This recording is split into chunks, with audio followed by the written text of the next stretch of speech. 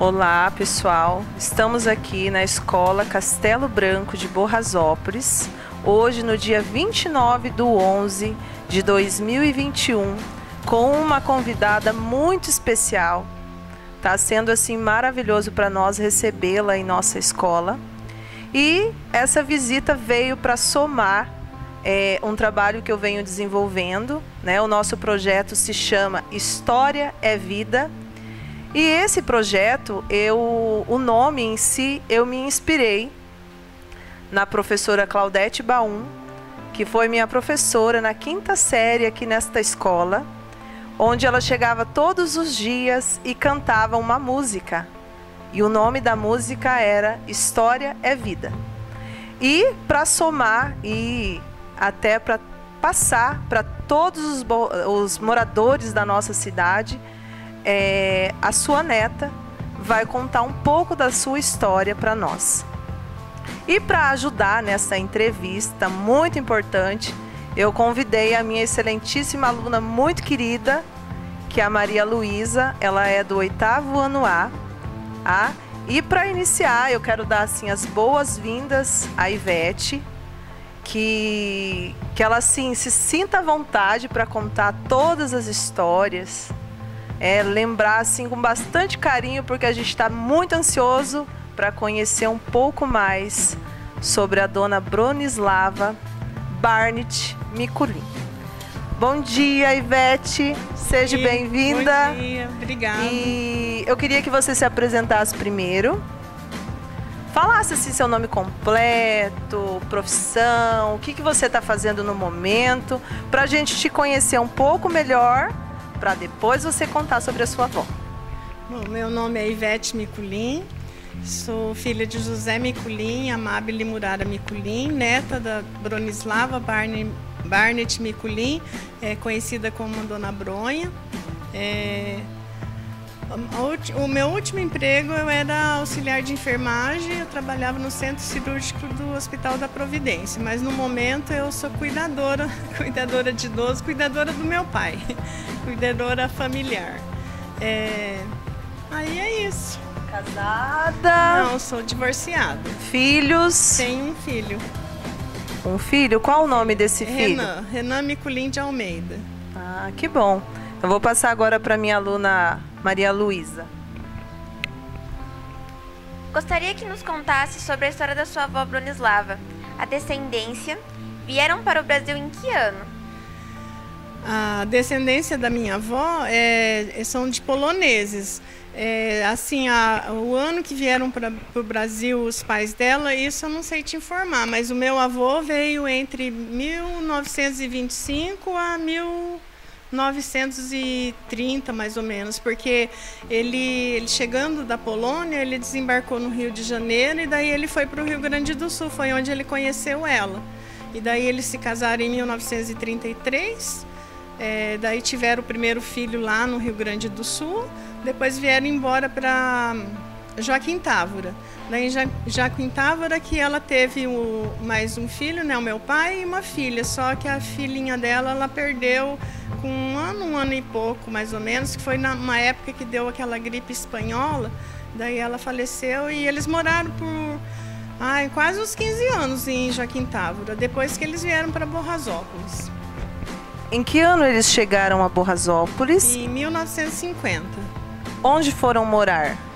Ali onde é o lago mesmo, daí eles fizeram uma casa de madeira, né, menor, depois com o tempo meu avô fez uma casa maior, depois dessa outra casa maior que foi feita aquela casa que tem até hoje ali. E ali era tudo mato, meu avô montou uma olaria ali no local e aquele lago na época surgiu porque eles foram tirando barro para fazer os tijolos e daí foi formando, porque tinha muita mina de água ali, sabe? Daí foi formando o lago. Daí o meu avô aproveitou esse lago, criava peixe ali, daí tinha uns barcos ali, uns botes, que o pessoal ia lá no final de semana, sabe? Brincar na água, andar nos botes. E daí com o tempo, e minha avó tinha bastante pomar, tinha bastante fruta, fez uma horta bem grande ali, sabe? Então eles tinham bastante coisa ali plantado. Então eles chegaram em 1950 Sim. a Borrasópolis, foram morar onde hoje seria o lago. Inclusive, vamos chamar a atenção para o nome, Área de Lazer Bronislava Barnett Miculin. O pessoal fala Lago Municipal, mas desde que o Padre Oswaldo fez o negócio lá com meu pai, que fez a compra, ele já falou que o nome seria esse, né? Até que teve toda aquela polêmica lá, que eles estavam querendo trocar o nome, mas depois a gente conseguiu regularizar e colocar o nome certo, né? Que era para ser. Isso, muito bem.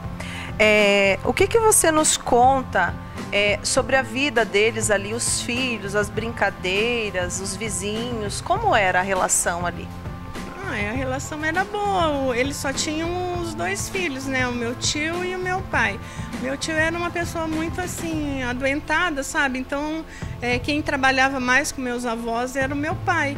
E meu avô, na época, tinha um empregado, que eu acho que esse empregado ele até trouxe lá de Joaquim Távora, porque ele morava ali, tinha um quarto para ele, e ele morava ali, o único funcionário que meu avô tinha ali na olaria. Mas eles trabalhavam em família. Muito bem. A relação deles era muito boa. O meu avô era meio brabinho, assim, né? Mas a minha avó contornava sempre a situação. Tô vendo que a sua avó era uma mulher muito corajosa. Sim. Né? Sim. E como você falou da olaria, você trouxe alguns itens que pertenciam à sua avó. Vamos mostrar? Vamos aproveitar? Meu pai, que era meio artista, daí ele fazia muita coisa. Tá. Fazia vasos, daí esse cinzeiro aí foi meu pai que fez. Então, esse aqui é um cinzeiro feito pelo esposo da dona Bronislava. Não, o esposo, meu pai, filho dela. O filho. O filho fez, né? E a dona Bronislava usava esse item. Isso?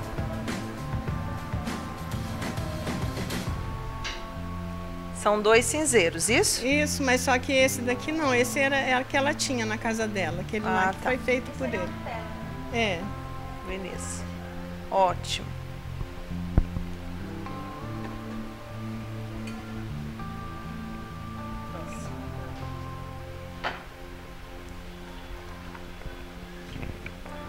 A senhora poderia contar uma memória boa que tem de sua infância ou adolescência?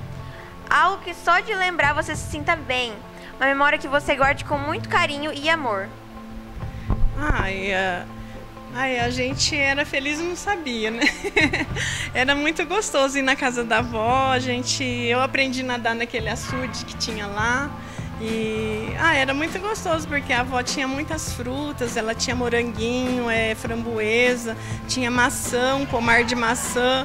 Então... Nossa, a avó, ela curtia muito os netos dela, sabe? E ela fazia todas as nossas vontades. Então a gente lembra com carinho de tudo isso, né? Ivete, de onde veio esse dom para ela se tornar parteira, ter tanta coragem? E, inclusive, vamos ressaltar que ela participou, né? Ela fez cerca de 5.000 partos aqui no nosso município. De onde veio essa inspiração toda? Essa inspiração acho que passa de mãe para filha, né? Porque a mãe dela fazia a mesma assim, profissão. A mãe tinha uma irmã dela também que fazia, e ela já, antes ela vir para cá, lá no Rio Grande do Sul, a mãe já foi passando isso para ela, né? E daí, quando chegando aqui, ela viu que, assim, precisava da ajuda dela, as mulheres precisavam, ela continuou. Lá em Joaquim Távora também ela fazia isso. Ótimo, muito bem. Vamos lá, próxima pergunta. Quais são as suas lembranças na Olária? O barracão do seu avô Nicolau, que você citou na conversa particular com a professora Franciele. Você lembra claramente das pessoas trabalhando lá ou de outros momentos? Olha, quando eles tinham olaria, ainda foi um tempo assim que eu não tinha nascido, porque foi mais ou menos em 1954 que meu avô montou, e eu nasci em 1960. Mas algumas coisinhas eu lembro do barracão, então eu lembro desse senhor, seu José Paz, era o nome dele, que trabalhava com o meu avô, e lembro assim que meu pai, o meu tio, meu avô, que trabalhava junto com esse senhor lá na olaria. E o barracão eu lembro que as pessoas, se chegava final de semana, minha avó era muito amiga da família Bulik, lá da Dona Lúbia, do seu Stanislau, e seu Stanislau tinha tipo uma área ali, assim, era várias datas, mas era como se fosse uma chácara, e ele plantava ali. Então, final de semana ele ia lá, daí a gente ficava naquele barracão, eu era pequena, mas eu lembro disso. Eu gostaria, assim, que você falasse um pouquinho do relacionamento dos seus avós, uma vez que, se a esposa estava com as dores do parto em casa para ter o bebê, quem vinha buscar a sua avó em casa seriam os maridos. Qual era a reação do seu avô toda vez que ele via o marido ali, o esposo aflito vir buscá-la a cavalo, carroça? Como ele se comportava? Como que ele... Sabe, eu acho que meu avô não tinha ciúmes, não. Eu acho que ele confiava na mulher que ele tinha. Porque, assim, o que ele achava ruim, ela saía, assim, de madrugada, sabe? Mas só que essas coisas não tem hora, né? A hora que viesse, ela ia. E ela ia a pé, a cavalo, do que viesse buscar, ela ia. Assim, e as pessoas respeitavam muito ela, sabe? Então, ela era amiga de todo mundo e os pessoal respeitava ela. Então, acho que não tinha problema, não. A briga deles era por ela sair qualquer horário, mas ela ia. Tanto é que até ele tinha o quarto dele lá na frente e o dela era lá no fundo. Só que quando o pessoal vinha chamar, se ele tivesse ciúme, ele nem ia chamar ela. E daí ele ia, chamava, falar que fulano estava, né, chamando ela para ela ir atender, e ela ia, tranquila. Qual era a relação da Dona Bronha com a Dona Lúbia? Dona Lúbia também foi uma pessoa muito importante na cidade de Boasópolis, e pelas fotos podemos perceber que as duas tinham uma aproximação muito grande. Eu cheguei a conhecer a Dona Lúbia, fiz um trabalho de escola com ela, ajudei uma amiga minha, e ela contou bastante, comentou, né, sobre a Dona Bronha. Eu queria saber como é que era a relação das duas, assim. Então, eu acho que a relação deles, eles eram como se fossem parentes, porque eles eram também da região de Joaquim Távora. E quando eles vieram para Boasópolis, eles vieram tudo na mesma época e tudo do mesmo lugar, que tanto é a família Bulik, ali o seu Stanislau. Então, a minha avó era muito amiga da Dona Ana Bulik, a mulher do seu Pedro Bulik, que é o pai e a mãe da Miros, da Marica, da Paulina. E a minha avó era comadre da Dona Ana, comadre da Dona Lúbia. Então eles se consideravam muito como se fosse parente. Eu ouvi assim alguns depoimentos, até a minha avó comentou, que toda pessoa que vinha chamar, se ela pudesse, ela estava pronta para atender. E se caso a família não tivesse condições para pagar pelo parto, pelo trabalho que ela exercia, ela não cobrava. Isso é verdade? Sim, é verdade. Verdade, aí as mães carentes, assim, que não tinham condições, ela até matava um frango, levava para fazer a comida para paciente.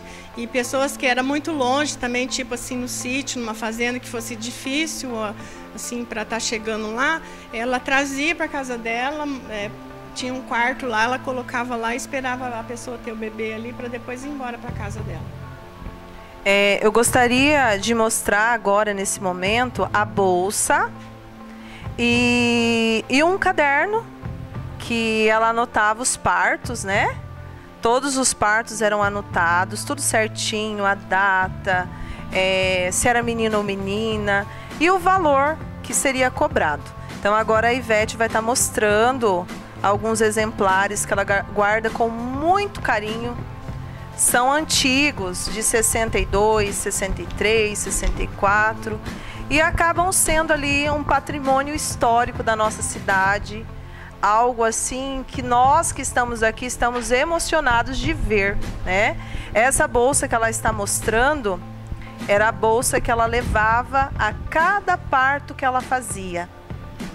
Com os itens, quais itens ela levava aí dentro? Aqui tinha o barbeador, né, daqueles antigos, que era com gilete, tinha uma bacinha, tinha os medicamentos que tinha mãe que precisava, né, aplicar. E aquele aparelho de injeção que tinha que esterilizar com álcool, sabe? Que era de metal, de inox. Sim.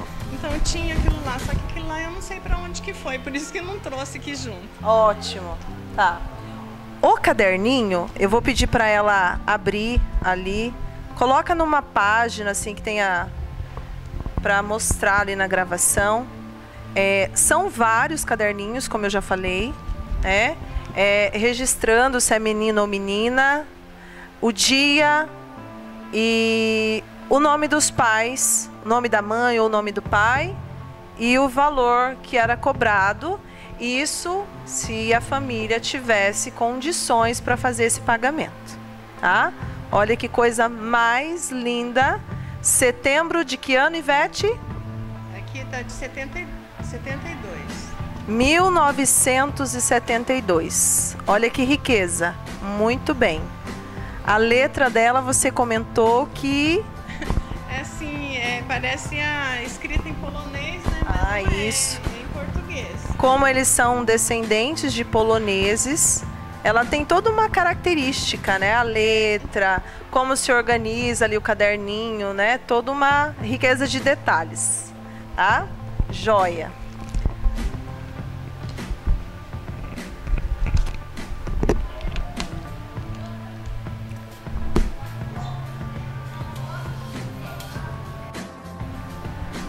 Você chegou a citar também sobre a plantação de margaridas da sua avó, que pela sua descrição ela gostava muito.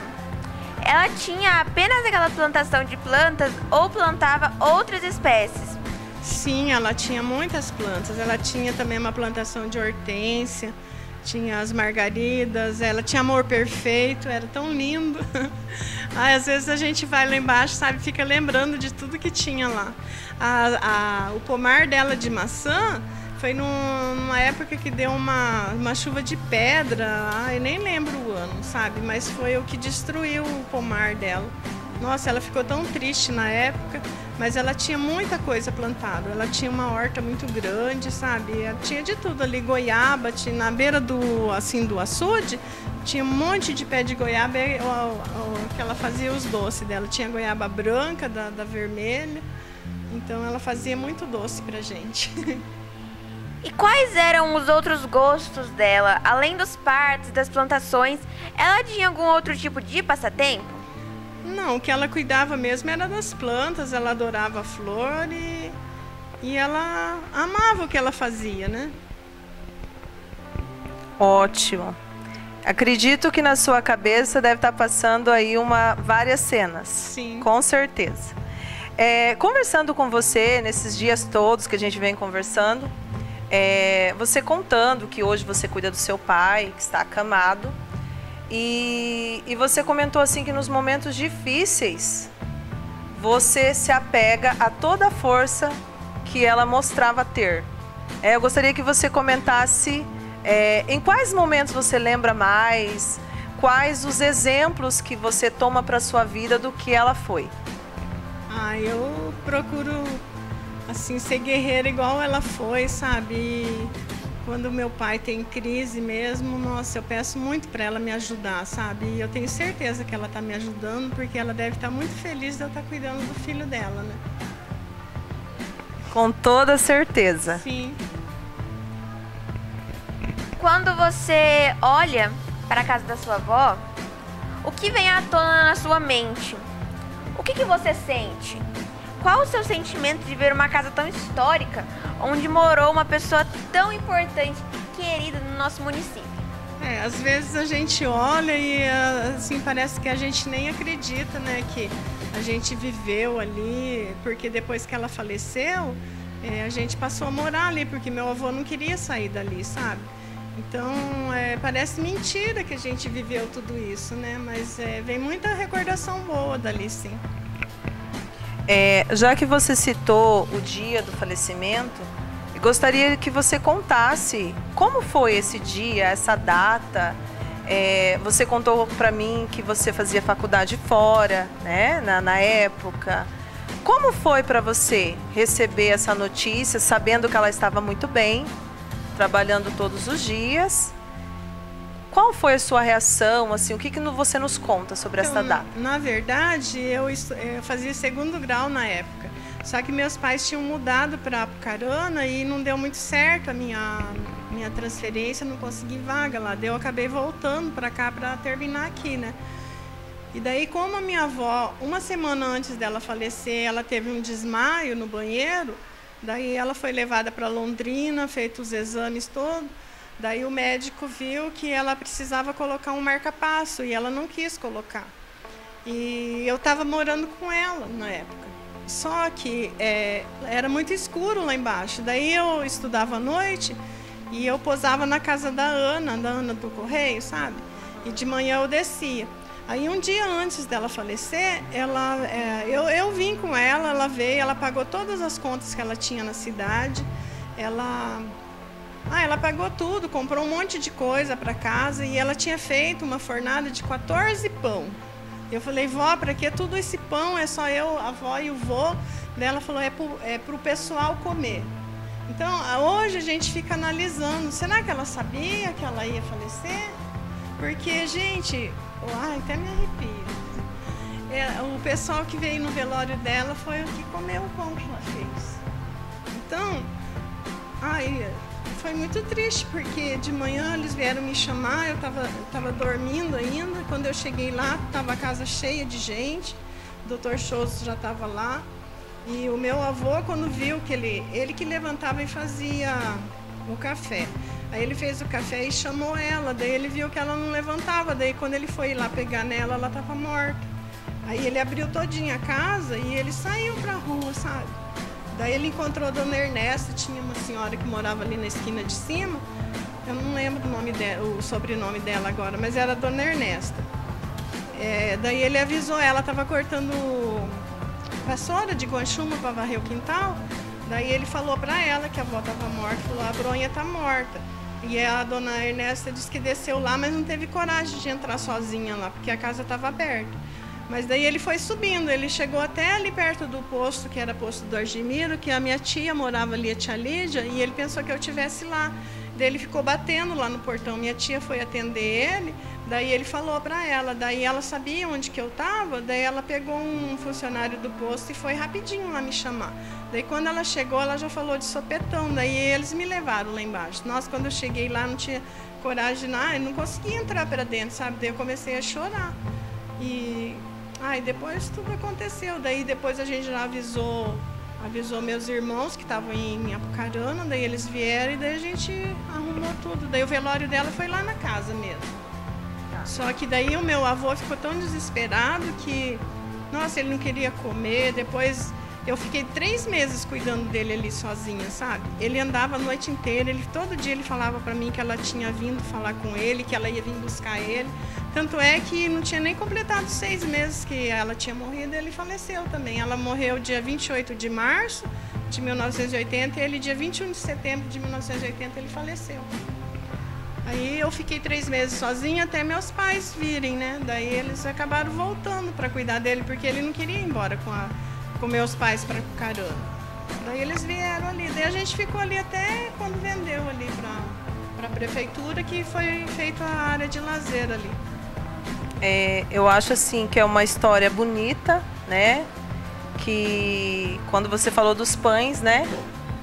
Aí depois de tanto tempo pensar, né? É para o pessoal comer. Ela falou, né? Desse jeito. Então vamos pensar, né, na questão religiosa. Todos nós temos o nosso dia, né? E por ser uma pessoa, uma senhora tão forte, corajosa, ela deve ter sentido alguma coisa. Sim, né? Um coração muito generoso, muito bondoso, né? Alguma coisa ela sentiu e deve ter sido que ela teve algum aviso, né? Porque... Com toda certeza. Porque meu pai passou ali na casa à noite, que ele estava puxando algodão daqui de Borrasópolis para... Acho que era açaí que ele levava. Ela foi... Nossa, eles foram até no portão que o meu pai estava indo seguir viagem. Ela foi umas 5 vezes atrás dele e eles voltavam até a porta da cozinha. E parece que ela estava se despedindo dele, entendeu? Só que daí, hoje, até quando ele lembrava de tudo, ele falava que por que ele não pousou ali, quem sabe se ele tivesse socorrido, né?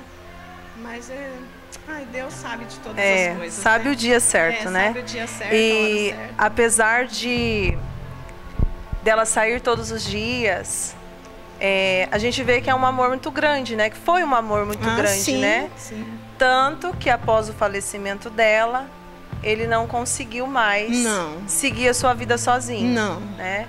Então são aí exemplos de relacionamento e de vida que eu acho que é único, né? O que você achou da homenagem que foi feita para sua avó com a área de lazer Bronislava Barnett Mikulin? Eu achei muito lindo e eu acho que ela foi bem merecedora da homenagem. Foi merecida, né? Foi sim, com certeza. Uma pessoa que só fez o bem a vida toda, né? Para uma pessoa muito importante, sim. Né? Uma pessoa que ajudou muitas. Ou tinha um coração enorme. Isso, e eu acho assim que não pode ser esquecida, né? Uma história muito linda, não é? É uma história que ela vai ficar presente na memória. Sim. Por muitos anos, se Deus quiser. Nós da área de história, como a gente gosta muito, então tenha certeza que todos os anos a gente vai estar falando dela, né? E eu gostaria, assim, se você tivesse a oportunidade de estar com ela agora, por alguns segundos, o que você diria para ela? Que eu amo muito ela. Queria dar um abraço. Até eu me emocionei. Queria dar um abraço bem forte nela. Ótimo. Eu quero, assim... E que vou amar eternamente, né? Porque eu não consigo esquecer. Já fazem 41 anos que ela faleceu, né? E eu acho, assim, que os avós, eles deixam marcas eternas na nossa vida. Ela deixa muita marca em nós. Muito. Nossa, ela foi... Nossa... Daí depois que meu pai já não trabalhava mais com o meu avô, ele comprou caminhão, ele viajava, minha mãe ia junto, quem cuidava de nós era ela, e ela fazia tudo pelos netos, né? Eu quero, assim, terminar com uma frase que eu acho que resume a tudo isso. Uma pessoa só morre quando ela é esquecida. Sim. Quando seus valores são negados e quando suas lições são apagadas. Então eu acho assim que o que nós estamos fazendo é não deixar morrer tudo o que ela deixou, seus ensinamentos, sua coragem, né? Saber que muitas pessoas vão assistir esse seu depoimento, essa nossa entrevista, e suas histórias vão ficar presentes no nosso município por muito tempo, né? É o nosso desejo, acredito que é o seu também, né? E para encerrar, eu, assim, agradeço imensamente sua visita. Estou muito feliz. Até comentei com a professora Diana hoje que eu não estava me contendo de tanta alegria de ver os cadernos, de ver a bolsa. E nós não podemos deixar de mostrar mais alguns itens dela, que é a carteira de parteira, tá? Quando ela chegou ao nosso município, ela fazia os partos. E o pessoal, assim, ameaçou de fazer denúncia à vigilância sanitária e ela teve que fazer curso, ter este documento para ela poder realizar os partos no nosso município. Temos ali também a Bíblia, que era dela, o crucifixo, com certeza ficava ali na beiradinha da cama. Sim, era da beira da cama dela. Isso, muito bem. Aqui nós temos uma riqueza, gente. Olha que coisa mais linda. Conta pra nós, Ivete, desse colar. Esse colar aí é o que ela tá na foto dela, que ela, quando ela fez 60 anos, ela tirou uma foto para guardar de recordação. E daí ontem eu achei o colar, eu falei, nossa, olha o colar, nem eu sabia que estava guardado lá, e eu consegui achar. Daí eu falei, vou levar para mostrar pro pessoal. Aí nós temos o colar e nós temos uns broches, é isso? Isso. Ela era bem pancosa. Ela... Era bem bonitona. elegante. Era bem à frente do seu tempo, com certeza. Sim. Isso. Andava sempre bem arrumada. Sim. E assim, ela era católica, ia à missa? Sim, ela era católica. O meu avô era ortodoxo. Mas é a mesma coisa, só que na religião ortodoxa a diferença é que os padres podem casar. Sim, só essa diferença, né? Ótimo. Mas não, como não tinha igreja, que de vez em quando meu avô ia para Curitiba, São Paulo, que em Curitiba tem essa igreja. Sim. Ele frequentava lá. Mas então tá, Ivete, se a gente pudesse, ficava o dia todo conversando com você, tá? Meus agradecimentos da escola, dos alunos, tá? Que você tenha bastante saúde para continuar cuidando do seu pai. Sim. Tá? E nos ajudando a deixar viva toda a história que ela, né, desenvolveu na nossa cidade, tá? E aí, vamos dar um tchauzinho. Tchau. Aí.